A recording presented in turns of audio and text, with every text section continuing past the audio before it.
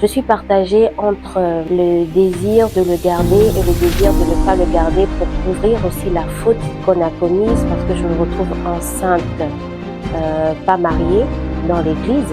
Et je sais déjà que c'est quelque chose qui ne sera pas facile à assumer. Alors, au moment où je découvre que je suis enceinte, je suis avec une de mes sœurs en Christ. À ce moment-là, je prends la décision immédiatement d'appeler le papa, tout naturellement. Donc, je l'informe de la grossesse. Et malheureusement, je n'ai pas eu de sa part la réaction que j'attendais de lui. Il est dans le rejet et le repli. Il me fait comprendre qu'il n'est pas prêt à vivre cette situation, qu'il n'est clairement pas prêt à être papa. Moi, je lui fais comprendre que je ne suis pas prête également de mon côté, mais que la situation est là, mais qu'on doit prendre nos responsabilités tous les deux. Et suite à l'annonce, enfin à la découverte de la grossesse plutôt, je décide, voilà, je décide de réfléchir à ce que je vais faire. Je suis partagée entre le désir de le garder et le désir de ne pas le garder pour couvrir aussi la faute qu'on a commise parce que je me retrouve enceinte, pas mariée, dans l'église.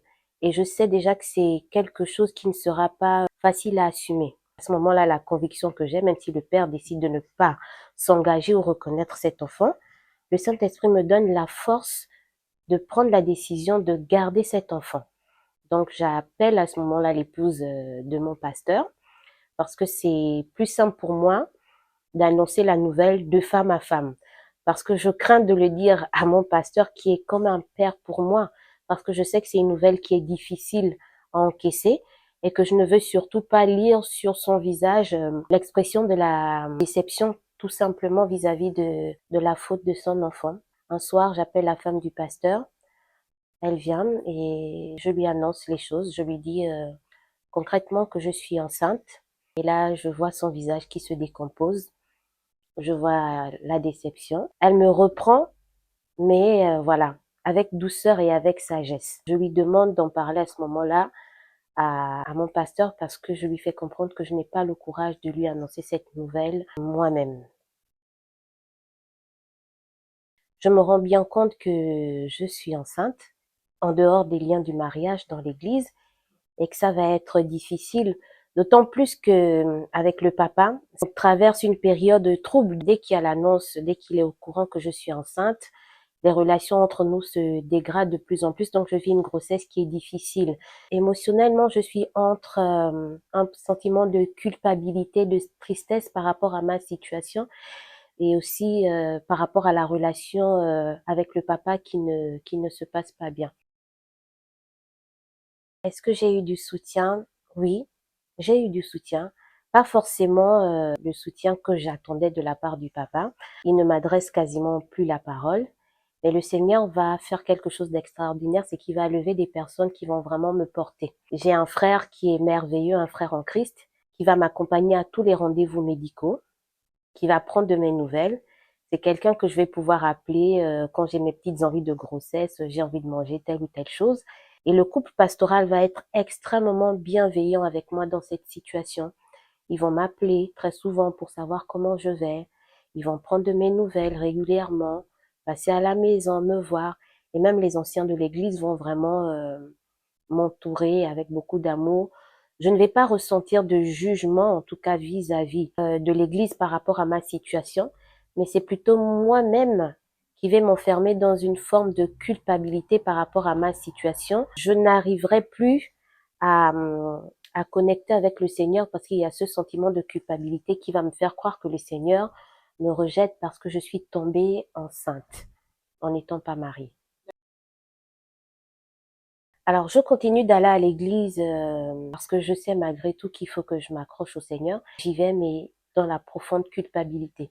Je passe mon temps à demander pardon à Dieu pour la grossesse. Je ne demande pas pardon une fois, mais je le fais continuellement parce que je suis dans un état de jugement. Je me juge moi-même sévèrement, je me condamne. Moi-même, j'ai clairement jeté la condamnation sur moi. Je porte cette grossesse avec des douleurs émotionnelles qui sont juste très intenses. Mais du côté de ma famille biologique, la nouvelle va plutôt, on va dire, bien passer. Des années en arrière, j'ai eu quelques problèmes de santé et du coup, ça avait été dit que j'aurais des difficultés à enfanter, à avoir des enfants. Donc quand cette nouvelle tombe, mon père, c'est vrai qu'il le prend, bon, on va dire, il n'est pas enchanté parce que je suis pas mariée. Ma mère lui fait comprendre à ce moment-là, mais on disait que ta fille n'aurait pas d'enfant. Pourquoi tu ne prendrais pas bien les choses en sachant que là, on est face à clairement au contraire de ce qui avait été annoncé. Elle est enceinte, elle attend un enfant. Mon père n'est pas fâché, il ne saute pas non plus au plafond, mais il est juste là pour moi, il prend de mes nouvelles et il veut juste savoir si ça se passe bien. J'ai vécu une grossesse dans un climat qui était très conflictuel. Il ne prenait pas forcément des nouvelles, donc la grossesse évolue. Je fais mes visites, comme je le disais, avec un frère en Christ qui va vraiment être un soutien pour moi, qui va m'accompagner partout. À 7 mois de grossesse va arriver un événement. On va avoir une très très grosse dispute. Et à ce moment-là, fatiguée de toute la situation, j'appelle mon pasteur pour lui dire, bah voilà, on a encore eu une énième dispute.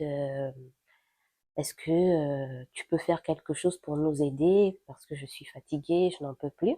Le dimanche matin, donc comme je vous le disais, j'ai 7 mois de grossesse. Au fond de moi, je crois que c'était vraiment le Saint-Esprit qui me dit ne va pas à l'église.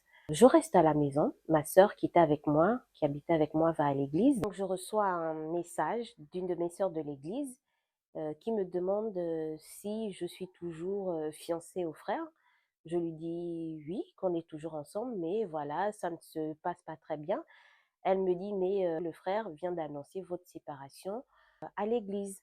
Et je comprends qu'en fait, le frère a mis fin à nos fiançailles publiquement sans au préalable m'en avoir informé. Donc, il me quitte en public et je me sens tout simplement humiliée. Et j'appelle mon pasteur en pleurant. Je lui demande comment une telle chose a pu se produire. Donc, je suis blessée parce qu'à la fois quittée par le père de mon enfant en public, blessée à ce moment-là par mon pasteur qui, je croyais qu'il lui avait donné l'occasion de me faire du mal publiquement. Mais Dieu va faire grâce parce que des années après, après avoir fait le travail de restauration et de guérison, je vais avoir mon pasteur au téléphone qui va m'expliquer que s'il a donné au frère l'occasion d'annoncer notre séparation publiquement, c'était pas dans le but de me blesser, mais c'était dans le but de me protéger parce qu'il était fatigué de la situation et qu'il voulait mettre le frère face à ses responsabilités, mais qu'il ne s'attendait pas forcément à ce que le frère l'humilie publiquement. J'aurais tout simplement préféré que les gens constatent qu'il y a séparation entre nous sans pour autant que ce soit annoncé publiquement. Cette humiliation publique, il faut le dire, c'est une humiliation publique, se faire quitter sans que tu ne sois toi-même au courant préalablement, et en plus devant toute une assemblée qui apprend, je vais avoir un choc psychologique, mais un choc qui va être violent, et du coup je vais me retrouver pendant quelques jours internée en unité psychiatrique où on va me confisquer mon téléphone. On va interdire aussi, voilà, on va me couper de toutes sortes de visites. Et à cette période-là également, bah, j'ai tenté non seulement de sauter de l'étage où j'habitais, ma sœur m'en a empêché, mais j'ai également tenté de mettre fin à mes jours parce que je voulais faire taire la douleur et la honte qui m'habitait à ce moment-là. D'où le fait que je me sois retrouvée internée en unité psychiatrique. Parce que le choc avait été tellement important pour moi que j'avais complètement, voilà, j'avais perdu la raison. Alors quand je suis sortie voilà, de l'unité psychiatrique où j'avais été internée, j'étais entourée par ma sœur qui était là pour moi. L'une des choses qui a fait que je reprenne du poil de la bête. Le Saint-Esprit m'a conduit à mettre des temps d'adoration prophétique de l'apôtre Ivan Castano dans mon téléphone, mes écouteurs. C'était en boucle les temps d'adoration prophétique. C'était comme une bulle de bien-être, une bulle de sécurité dont j'avais besoin pour poursuivre le reste de la grossesse. Oui, après avec le papa, on en a parlé. Il m'a présenté des excuses, mais des excuses que je n'ai pas accueillies favorablement tout de suite parce que pour moi, l'humiliation était bien trop grande par rapport aux simples excuses qu'il venait me présenter durant cette période-là. C'est une personne qui n'avait pas pris la peine de contacter ma famille pour annoncer qu'il était le père de l'enfant. Bien sûr, j'avais dit à mes parents que je fréquentais quelqu'un, mais les rencontres des familles n'avaient pas encore eu lieu. Donc, quand il y a eu cet événement, je me suis non seulement sentie insultée, humiliée, mais j'ai aussi senti comme un manque de respect vis-à-vis de ma famille biologique, vis-à-vis de mon père. Je n'ai pas trouvé son geste respectueux. Donc, c'est des excuses que je n'ai pas accueillies favorablement, tout simplement parce qu'elles n'étaient pas à la mesure de la blessure qui m'avait été infligée. Le temps approche, voilà, ma grossesse évolue, je fais mes rendez-vous, j'ai du soutien, mais en même temps, sur la fin de la grossesse, voilà, comme toutes les femmes, je suis fatiguée, je n'ai plus forcément envie d'aller à l'église, mais la petite connexion que je garde au Seigneur, comme je le disais, ce sont les adorations prophétiques de l'apôtre Ivan. Le Saint-Esprit passe à travers lui pour me faire du bien. Et je fais cette prière où je dis, Seigneur, j'ai été humiliée, j'ai été trahie, j'ai été blessée, j'ai été traitée comme une moins que rien, et je ne peux plus remettre mes pieds dans cette assemblée. J'aimerais aller quelque part ailleurs où je vais pouvoir me sentir bien, où je vais me reconstruire. Je vais retrouver dans des affaires personnelles un prospectus de l'église Impact Centre Chrétien qu'une sœur en Christ m'avait donné et je l'avais pris, je l'avais simplement glissé dans un tiroir. Et voilà, dans cette phase de prière où je demande au Seigneur qu'est-ce que je fais, j'ai vraiment envie de me reconstruire, mais dans un autre endroit où je ne veux plus recroiser cette personne qui m'a fait du mal, ou ces deux personnes, parce qu'à ce moment-là, je pense aussi que mon pasteur m'a fait du mal. Je retrouve ce prospectus de l'église Impact Centre Chrétien. Je vois un numéro de téléphone. J'appelle ce numéro de téléphone. Et là, je tombe sur un frère qui va m'orienter, voilà, vers le pasteur. Et à ce moment-là, quand je vais avoir le pasteur au téléphone, je vais tout relâcher. Toute la pression que j'ai vécue durant ces mois de grossesse difficiles. Je vais complètement m'effondrer durant cet appel téléphonique où je vais pleurer, je vais lâcher. Et il va tout simplement m'inviter à venir au culte le dimanche d'après. Et c'est ce que je vais faire. J'avais déjà accouché à ce moment-là. Donc, mon fils avait exactement 2 mois quand j'ai mis mes pieds pour la première fois à l'église ICC. J'arrive effectivement à l'église ICC parce que j'ai la conviction et je sais que ça va être un refuge pour moi où je vais pouvoir me reconstruire. Donc, on arrive dans cette église. Mon fils, il a exactement 2 mois. Et c'est toujours l'église où je suis d'ailleurs actuellement. Mon fils a 7 ans aujourd'hui. Je vais arriver remplie de blessures, des blessures intérieures, le rejet, la colère, la honte, l'abandon, la trahison, manque d'estime de moi. Je ne me sentais pas, voilà, je ne me sentais pas belle en tant que femme. Je venais d'accoucher. J'avais énormément de poids. J'étais en obésité. Donc, je pesais, voilà, pour la taille que je fais, 1,55 m, je pesais une centaine de kilos. Donc, j'avais une image complètement dévalorisée de moi. Et donc, dans cette église, le Seigneur va faire un travail qui est merveilleux parce qu'il va me donner un berger qui va être un père pour moi. Le Seigneur va l'utiliser pour guérir les blessures de rejet parce que ce que je n'ai pas dit dans mon témoignage, c'est que, vous l'aurez une prochaine fois, c'est que je suis quelqu'un qui a grandi avec des figures paternelles biaisées. Ma mère a été séparée, s'est séparée de mon père avant que je ne naisse. Moi-même, j'ai connu cette situation avec le père de mon fils, donc je suis arrivée à ICC avec tout ce bagage, voilà, que je traînais. Donc ça n'a pas été facile, mais voilà, le Seigneur a fait grâce, il m'a donné un père, un berger patient, rempli d'amour, qui a été dans la répétition, parce que quand on est dans ces situations-là, c'est la répétition de la parole de Dieu qui va nous emmener à accepter ce que Dieu dit de nous. Parce que j'avais l'impression que je ne méritais pas le bonheur, que je ne méritais rien, que j'étais simplement une femme délaissée et que je devais porter toute ma vie la honte de cette situation. Et le Saint-Esprit va déverser la guérison à travers mon père et je rends grâce à Dieu pour sa vie. C'est quelqu'un qui va vraiment manifester ce qu'on appelle un bon père, un père patient, un père qui est aimant. Donc je rends grâce à Dieu pour sa vie, simplement.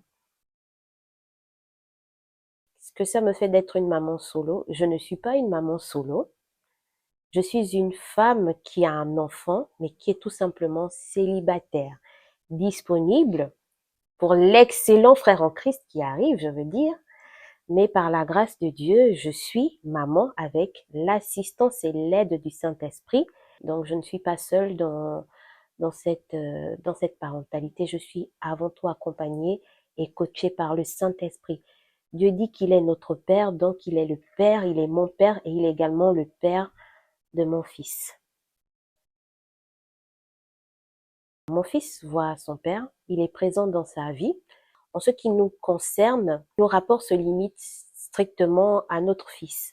Le Seigneur a fait le travail de guérison dans le sens où il m'a emmené à pardonner à cet homme les blessures qu'il a causées dans mon âme. Mais ce que je tiens à dire aussi, c'est que lorsque le Seigneur fait le travail de restauration et de guérison, ça ne veut pas dire que le Seigneur va nous ramener dans une phase d'amitié avec la personne qui nous a blessés. On est les parents de notre fils, mais on n'est pas pour autant des amis. On se parle dans le cadre de la relation parentale, mais en dehors de cette relation parentale, nous n'avons pas de lien. Alors, ce que j'aimerais qu'une femme qui traverse cette situation retienne de mon témoignage, de cette histoire tout simplement, c'est qu'il faut laisser le Saint-Esprit, il faut non seulement accepter qu'on a ces blessures de un, accepter les reconnaître et laisser le Saint-Esprit prendre le temps de guérir tout ce par quoi tu es passé et qui a pu déformer ton âme. Et il faut prendre également le temps de travailler à ton identité en Christ. Il faut que tu prennes la parole, que tu la médites et que tu saches et que tu imprègnes au fond de toi ce que Dieu dit que tu es et non pas ce que les hommes et les circonstances viennent dire de toi. Célibataire, c'est simplement un statut matrimonial et ça ne fait pas de toi ce que tu es. Et il faut également prendre le temps quand tu traverses cette situation de demander de l'aide.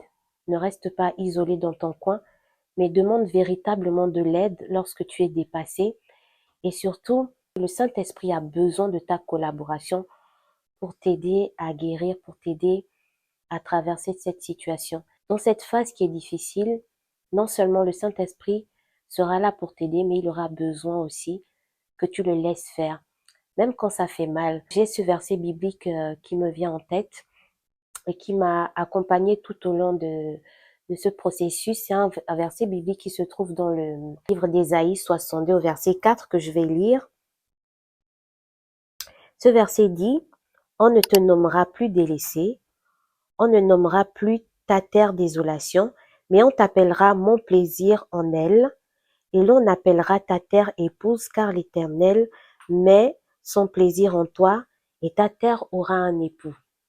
Et j'ai envie de te dire, femme, toi qui as vécu une séparation difficile, toi qui as été abandonnée par ton fiancé, par ton mari, sache que Dieu, c'est celui qui restaure, et Dieu est en train de préparer pour toi un excellent époux. Mais de ton côté, si tu peux prendre ce conseil, toi-même, travaille à devenir l'excellente épouse pour l'homme que Dieu est en train de préparer pour toi. Et tu verras simplement ce que le Seigneur va faire avec toi, comme il a pu le faire avec moi. C'est possible de sortir du rejet, c'est possible de sortir de la honte, c'est possible d'être heureuse en étant une mère célibataire, mais pas seule, mais une mère accompagnée et coachée par le Saint-Esprit.